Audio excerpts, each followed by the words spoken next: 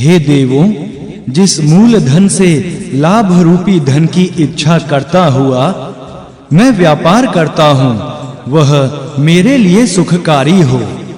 हे अग्नि, इस हवन किए जाते हुए हव्य से लाभ में बाधा डालने वाले देवों को संतुष्ट करके रोको। हे देवों, तुम्हारे प्रभाव से मेरा धन बढ़े, कम ना हो। जिस मूल धन से मैं लाभ रूपी धन की इच्छा करता हुआ व्यापार करता हूँ, इंद्र, सविता, सोम, प्रजापति और अग्निदेव मेरा मन उस धन की ओर प्रेरित करें। हे देवों का आह्वान करने वाले अग्निदेव, हम हव्य लेकर तुम्हारी स्तुति करते हैं। तुम हमारे पुत्रों, पौत्रों, गायों और प्राणों की रक्षा के लिए सावधान रहो। हे जात वेद अग्नि, हमारे घर में नित्य निवास करने वाले तुम्हें हम प्रतिदिन उसी प्रकार हवि देते हैं जिस प्रकार हम अपने घर में रहने वाले घोड़ों को समय-समय पर घास आदि खिलाते हैं। हे अग्नि, तुम्हारे सेवक हम धन और अन्न की समृद्धि से प्रसन्न होते हुए कभी नष्ट ना हो। सूक्त 16वां। देवता इंद्र अग्नि, हम शक्ति और बुद्धि प्राप्त करने के निमित्त प्रातः काल अग्नि, इंद्र, मित्र, वरुण, भग, उषा, बृहस्पति, सोम और रुद्र का आह्वान करते हैं, जो आदित्य, वर्षा आदि के द्वारा सबके धारण करता और पोषण करने वाले हैं। दरिद्र भी जिन्हें अपने अभिमत फल का साधन जानता हुआ पूजन करता है, तथा राजा भी जिन्हें पूजने का इच्छुक रहता है, हम प्रातः काल उन अदिति पुत्र एवं अपराजित शक्ति वाले सूर्य देव का आह्वान करते हैं। हे सूर्य देव, तुम सारे जगत के नेता हो, तुम्हारा धन कभी नष्ट नहीं होता।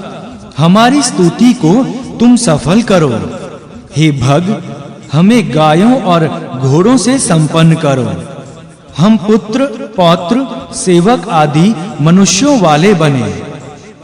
इस कर्म का अनुष्ठान करने के समय हम भग देव की कृपा दृष्टि पाकर धन और सौभाग्य वाले रहें। हे इंद्र, हम प्रातः काल, मध्याह्न काल, संध्या काल के समय सूर्य, अग्नि आदि देवों की कृपा दृष्टि प्राप्त करते रहें। भग देव ही धनवान हैं, उनकी कृपा से हम धन के स्वामी हैं। हे भग, इस प्रकार के तुम्हें सभी लोग बुलाते हैं। इस व्यापार में तुम हमारे आगे चलने वाले बनो।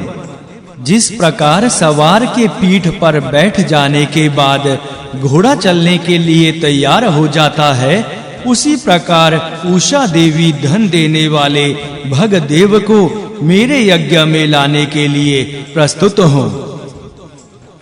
जिस प्रकार सवार के पीठ पर बैठ जाने के बाद घोड़ा चलने के लिए तैयार हो जाता है, उसी प्रकार उषा देवी धन देने वाले भग देव को मेरे यज्ञ में लाने के लिए प्रस्तुत हो।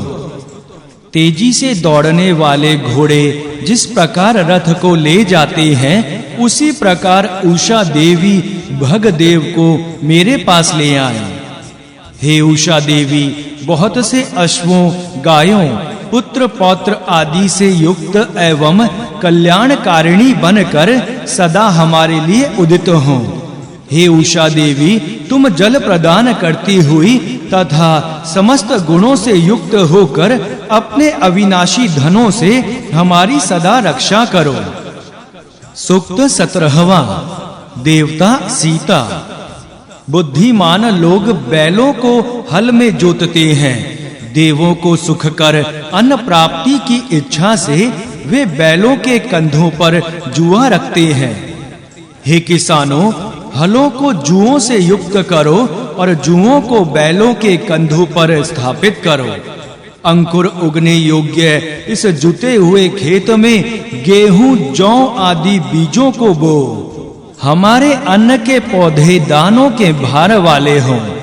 शीघ्र ही वे पौधे पककर दरांती का स्पर्श पाने योग्य हो जाएं। लोहे के फाल वाला हल कृषि योग्य खेत को सुखा देता है। गेहूं, जौ आदि धान्य की उत्पत्ति का कारण होने से यह हल सोम याग का करता है।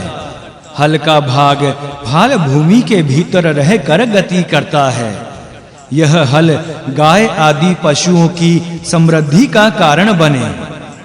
इंद्र हल द्वारा खेत में बनाई गई रेखा अर्थात कूड़ को ग्रहण करें तथा पूषा देव उसकी रक्षा करें। हल से जुती हुई भूमि हमें अभिमत फल देने वाली बनकर सभी वर्षों में जौ, गेहूं आदि अन्न दे। सुंदर फाल अर्थात हल्के लोहे वाले भाग हमें सुख देते हुए भूमि को जोतें। किसान हमें सुख देते हुए बैलों के पीछे चले। हे सूर्य और वायु, तुम हमारे द्वारा दिए गए हवि से संतुष्ट होते हुए इस यजमान के लिए जौ, गेहूं आदि के पौधों को शोभन बालियों से युक्त करो। बैल और किसान सुख पूर्वक हल जोतें। हल सुख पूर्वक धरती को फाड़ें।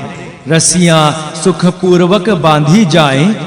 हे शुनः अर्थात वायुदेव, तुम बैलों के हाँकने के लिए प्रयुक्त होने वाले चाबुक को सुख पूर्वक प्रेरणा दो। हे सूर्य और वायुदेव, तुम इस खेत में मेरा हवि ग्रहण करो।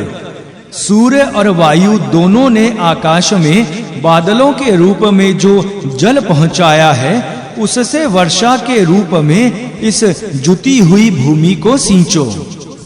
हे जुती हुई भूमि, हम तुझे नमस्कार करते हैं। हे सुंदर भाग्य वाली भूमि, तू हमारे अनुकूल बन। तू जिस प्रकार से हमारे अनुकूल मन वाली हो, उसी प्रकार हमें शोभन फल देने वाली हो जा। हे जुती हुई भूमि, तू मधुर स्वाद वाले जल से भली प्रकार सींची हुई होकर तथा विश्व देव और मरुतों द्वारा अनुमति पाकर जल सहित हमारे सामने आ।